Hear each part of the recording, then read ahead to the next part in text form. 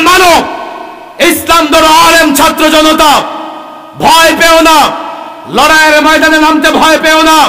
কেন? তোমরা তো শাহাদাতের তামান্না করো। হে যুবক, হে মুসলিম জনতা, কেন কেন তোমরা মার খাও গোটা দুনিয়াতে? একটাই কারণ, ইসলাম ধরো না, ইসলাম মানো না। তাগুত তোমাদের গর্দানে পা রেখে দাঁড়িয়ে গেছে। আল্লাহর কসম, ইসলাম ধরো। ও রাজনৈতিক দল, ইসলাম ধরো। রাজনৈতিক দলের কর্মী, ইসলাম ধরো। আল্লাহর কসম, আমেরিকা নয়, গোটা দুনিয়ার তাগুত একত্রিত হয়ে তোমাদের বিরুদ্ধে লড়াইয়ের ময়দানে অবতীর্ণ হলেও তোমাদের ক্ষতি করতে পারবে না।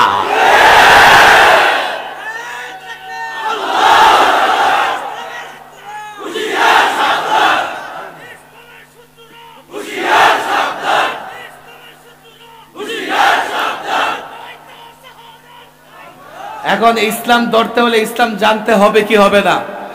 আরে ইসলাম জানার দরকার আছে না নাই? ইসলাম জানার দরকার নাই, শুধু ওয়াজ শুনলে হবে না, ইসলামটা জানতে হবে। ইসলামের এই মৌলিক 5টা বিষয় যেগুলো বললাম, আমি সাধারণ জনতাকে বলি, আলেম ওলামাদের কাছ থেকে 5টা বিষয় বুঝে নেবেন, ইসলামের উপর আমল করবেন। আল্লাহর কসম করে বলি, দুনিয়াতেও শান্তিতে থাকবেন, আখিরাতেও শান্তি। কোথায় আছে?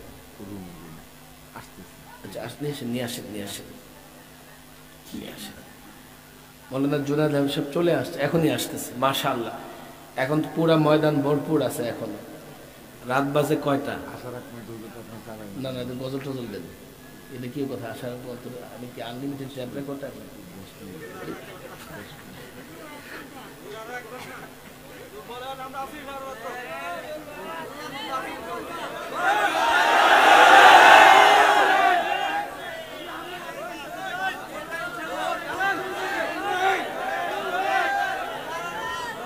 শুধু সারা রাত এই জায়গায় থাকলে হইব? আমার লোকে যাইবেন আবার? না বুঝাই যাইতে রাজি হইছে। কই যাইবেন আমার লোকে? সরকারি মেহমানখানা যাইবেন? আমি আর কেন যাব? এবার আপনারা যান।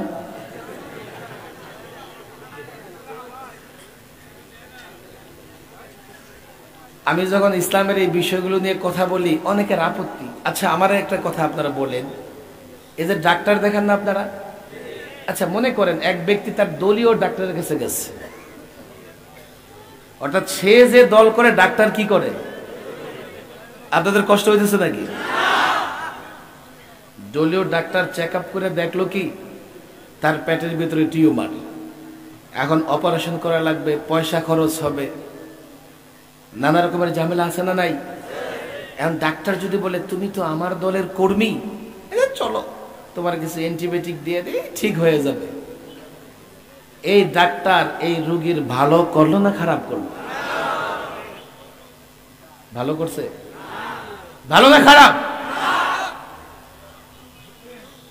এখন আমাগরে অনেকে বলে তো হুজুর আনলাম ওয়াজ করতে, আপনি বলে কি হয়ে গেলেন? এই সমাজে যত সমস্যা আছে, মানুষের ভেতরে যে সমস্যা আছে, এই সমস্যাগুলি নিয়ে বলবো না বলবো না? শুধু আমি বলবো না ইমাম সাহেবও বলবে? তা আপনারা ইমামদের উপর নারাজ হন কেন? আরে ইমাম সাহেব যখন কথা বলে আপনার বিরুদ্ধে, দলের বিরুদ্ধে, নারাজ হন কি লেগে বলেন? আজ থেকে ইমাম সাহেবকে বলবেন হুজুর আপনারা রাখছি কোরআন সুন্নাহর কথা বলার জন্য, কোরআন সুন্নায় যা আছে আপনি বলবেন, আমরা চেষ্টা করুম, পারলে মানবো, না পারলে নাই। কথা ঠিক না বে ঠিক? আপনারা যদি আগে থেকে ইমাম সাহেবের ভয় দেখান, ইমাম কোরআন হাদিস সাইরা বললে ওটা ভালো হবে না। হ্যাঁ, আলেমদেরও উচিত বিদ্বেষের জায়গা থেকে নয়, হিতাকাঙ্ক্ষী হয়ে কথা বলা। এখানে সব দলের লোকজন আছে, আল্লাহর কসম হাতে পায়ে ধরে বলি, আমরা কারো বিদ্বেষী নই। আমাদের একটাই তামান্না, আমরা সবার হিতাকাঙ্ক্ষী, এই জন্যেই যাতে আমরা সবাই মিলে ইসলামের উপর চলতে পারি। কথা ঠিক না বে ঠিক? আমি এই জন্য প্রায় বলি, ইমাম সাহেব যখন নামাজের নিয়ত করে তো সে অনেক ইমাম আরবিতেও একটু বলে আনা ইমামুল লিমান হাদারা ওয়া মা ইয়াহদুরুন, আমি ইমাম যারা আসছে যারা আসবে। এখানে কিন্তু ইমাম সাহেব এই কথা কয় না ইল্লা বিএনপি ইল্লা আওয়ামী লীগ। আমরা সব দলের লোকের হিতাকাঙ্ক্ষী কিনা? আল্লাহর কসম, ও ভিন্ন দলের লোকেরা যারা আমারে পছন্দ করো না, আমি তোমার বাবা তোমার ভাইয়ের চাইতেও তোমার হিতাকাঙ্ক্ষী। বিদ্বেষের জায়গা থেকে নয়। আমরা কিছু কথা বলি, এটা কারো বিরুদ্ধে গেলে আমাদের বিরুদ্ধে অ্যাকশনে চলে যায়। আরে ভাই দেখো আমি সেটা সঠিক বলছি কিনা, কোরআন হাদিস অনুযায়ী বলছে কিনা। আমরা যখন বলি ইসলাম ছাড়া মুক্তি নাই, এটা মানে, কিন্তু ইসলাম কি জিনিস? আপনারা আমার লোকে বলেন চমচম, মুখ মিঠা হইছে? নেত্রকোনার বালিশ মুখ মিঠা লাগছে একটু? বিবারিয়ার কুমিল্লার রসমলাই, বিবারিয়ার ছানামুখী সারাদিন জপলে কোনো কাজ হবে? সারাদিন ইসলাম ইসলাম ইসলাম জপলে শান্তি আসবে?